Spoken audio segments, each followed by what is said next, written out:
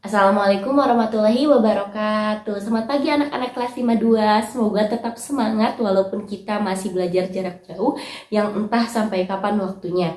Nah, jangan sampai lupa hari ini adalah hari Rabu, jadi kalian sudah ada 4 tugas yang harus kalian kerjakan yang dikumpulkan di hari Kamis. Jadi di hari Kamis kalian mengumpulkan buku tulis PR yang di dalamnya ada tugas tema dan tugas matematika yang bersatu di dalamnya.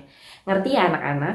Nah, kuis hari ini adalah siapakah ketua BPUPKI? Siapa ketua BPUPKI? Nanti kalian boleh komen di bawah dan siapakah yang dapat bintang di hari ini. Hari ini kita masuk ke pembelajaran 3 tentang sejarah penetapan Pancasila sebagai dasar negara. Nah, setiap hari Senin kalian itu di sekolah biasanya melaksanakan upacara bendera. Tapi karena COVID ini sudah lama kita tidak melaksanakan upacara bendera. Ketika kita melaksanakan upacara bendera, pasti di setiap upacara itu membacakan teks Pancasila. Tentunya kalian sudah hafal kan Pancasila itu seperti apa? Pancasila itu artinya 5 dasar, yaitu dasar dalam kehidupan berbangsa dan bernegara Indonesia. Setiap negara tentunya punya dasar negara yang digunakan sebagai aturan yang mengatur kehidupan bangsa dan negaranya. Jadi di negara Indonesia diaturnya oleh Pancasila. Demikian juga dengan negara Indonesia dalam menjalani semua dan mengatur kehidupan bangsa dan bernegaranya itu mempunyai dasar, yaitu dasarnya adalah Pancasila. Nah, kali ini Ibu akan menceritakan sedikit tentang perumusan Pancasila sebagai dasar negara. Lengkapnya kalian bisa baca di LKS-nya. Proses perumusan Pancasila sebagai dasar negara. Kenapa bisa akhirnya Pancasila sebagai dasar negara? Dulu Indonesia dikuasai oleh Jepang yang menjajah sejak tahun 1942. Perang Dunia II pada akhirnya itu berakhir 1944, Jepang mengalami kekalahan. Oleh karena itu, Jepang terpaksa menjanjikan kemerdekaan kepada Indonesia agar dapat membantu Jepang untuk melawan sekutu dengan membentuk yang dikenal dengan organisasi BPUPKI. Setelah itu, pada awal 1945, sejarah Pancasila menjadi dasar negara Indonesia barulah dimulai. Jepang membentuk BPUPKI atau Badan Penyelidikan Usaha-Usaha Persiapan Kemerdekaan Indonesia pada tanggal 1 Maret 1945. Dalam bahasa Jepangnya, BPUPKI itu disebut Dokuritsu Junbi Kosakai. BPUPKI itu punya tugasnya apa? Untuk menyelidiki kesiapan bangsa Indonesia dalam menyongsong kemerdekaan dan membentuk pemerintahan sendiri. Kepengurusan BPUPKI itu disahkan dan dilantiknya itu pada tanggal 28 Mei 1945 oleh Letnan Jenderal Kumakichi Harada di Gedung Choesangi-in di Jalan Pejabon, Jakarta.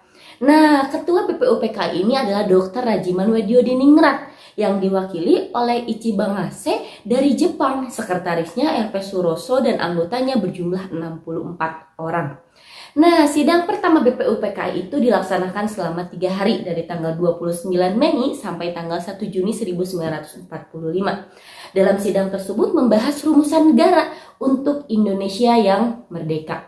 Rumusan dasar negara yang diusulkan dalam sidang pertama BPUPKI dikemukakan oleh 3 tokoh. Nah, tokoh yang pertama adalah Mr. Muhammad Yamin pada tanggal 29 Mei 1945 yang mana ia mengusulkan 5 asas dalam kenegaraan berbangsa Republik Indonesia. Dalam pidatonya itu ada 5. Yang pertama,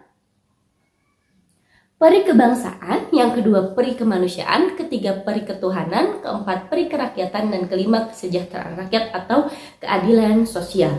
Yang kedua adalah Mr. Supomo pada tanggal 31 Mei 1945 mengemukakan 5 dasar juga. Ada persatuan, kekeluargaan, keseimbangan lahir dan batin, musyawarah, dan yang terakhir adalah keadilan rakyat. Yang berikutnya ada Insinyur Soekarno, presiden pertama kita, yang mengemukakan pendapat dasar negaranya itu, usulan dasar negaranya itu pada tanggal 1 Juni 1945. Ia mengusulkan yang pertama ada kebangsaan, kedua internasionalisme atau peri kemanusiaan, yang ketiga mufakat atau demokrasi, yang keempat kesejahteraan atau keadilan sosial, dan yang kelima ketuhanan yang Maha Esa. Ketiga tokoh tadi, setiap usulannya dibukakan oleh para tokoh tersebut ditampung dan dimusyawarahkan terlebih dahulu, jadi tidak langsung diterima. ditampung lalu dimusyawarahkan. Oleh karena itu dibentuklah yang namanya Panitia 9.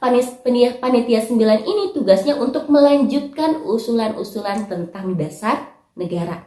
Anggota Panitia 9 itu ada 9 orang ya tentunya. Yang pertama ada Soekarno, Muhammad Hatta, Muhammad Yamid, Ahmad Subarnyo, Amaramis, Abdul Kahar Muzakir, Kiai Haji Awahid Hashim, Abdul Salim, Abi Kusno Cokro Sujoso. Nah, Panitia 9 itu pada tanggal 22 Juni tentunya tahun 1945 menetapkan hasil sidang. Hasil sidangnya itu disebut dengan Piagam Jakarta atau Jakarta Charter. Dalam piagam inilah termuat 5 dasar, yaitu sebagai berikut, kalian bisa baca. Yang pertama, ketuhanan dengan kewajiban menjalankan syariat Islam bagi pemeluknya. Yang kedua, kemanusiaan yang adil dan beradab. Yang ketiga, persatuan Indonesia. Yang keempat, kerakyatan yang dipimpin oleh hikmat kebijaksanaan dalam permusyawaratan perwakilan. Dan yang kelima, keadilan sosial bagi seluruh rakyat Indonesia. Nah, akhirnya Pancasila disempurnakan. Pancasila dalam keragaman negara. Istilah Pancasila itu munculnya pada masa zaman Majapahit dalam kitab Negara Kertagama karangan Empu Prapanca dan kitab Sutasoma karangan Empu Tantular. Dalam kitab Sutasoma, Pancasila itu berarti berbatu sendi yang 5 atau pelaksana kesusilaan yang 5. Setiap masyarakat itu mendiami suatu daerah di Indonesia itu pasti punya ciri kebudayaan dan pandangan hidup masyarakat yang perlu dilindungi dan dihormati serta dimajukan oleh suatu negara.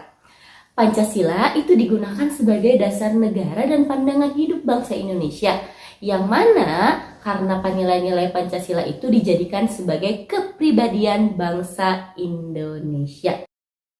Sikap yang sesuai dengan pengamalan sila Pancasila itu ada saling menghargai, menghormati, bertoleransi, saling menyayangi, saling membantu, dan bergotong royong. Nah, gotong royong itu merupakan salah satu contoh pengamalan Pancasila. Di dalam gotong royong itu adalah kegiatan anggota masyarakat kegiatan anggota masyarakat secara bersama-sama dan sukarela. Perilaku gotong royong ini dimiliki Indonesia itu sejak zaman dari dahulu itu sudah ada. Nah, kegiatan gotong royong ini merupakan budaya yang berakar kuat dari nenek moyang kita, yang mana gotong royong merupakan ciri khas bangsa Indonesia yang tertuang dalam sila ketiga Pancasila yang bunyinya apa? Persatuan Indonesia. Nah, gotong royong juga punya manfaat. Yang pertama, meringankan beban pekerjaan, menumbuhkan sikap sukarela dan tolong-menolong, kebersamaan, kekeluargaan. Yang ketiga itu menjalin dan membina hubungan baik antar anggota masyarakat. Yang keempat, meningkatkan rasa persatuan dan kesatuan. Nah, berikutnya contoh pengamalan Pancasila yang lain itu adalah musyawarah dan mufakat yang sesuai dengan pengamalan sila keempat Pancasila. Musyawarah itu adalah membicarakan masalah secara bersama-sama. Tujuannya untuk mendapatkan kesepakatan bersama atau hasil yang mufakat. Pelaksanaan musyawarah itu sesuai dengan pengamalan sila keempat gitu ya anak-anak. Jadi segala aktivitas kita, perilaku kita itu diatur oleh Pancasila. Nah, begitu ya teman-teman. Semoga dapat dipahami dengan baik. Beda. Nah, tugas 1 di hari ini kerjakan uji pembelajaran 3 halaman 85. Sama bagian 1 dan 2 dikerjakan di buku PR jawabannya saja. Jadi jangan ada yang tanya lagi, tolong dikerjakan di buku PR. Yang lupa kalian siapa tahu belum komen, kuis hari ini adalah siapa coba yang dapat 5 bintang untuk 5 orang.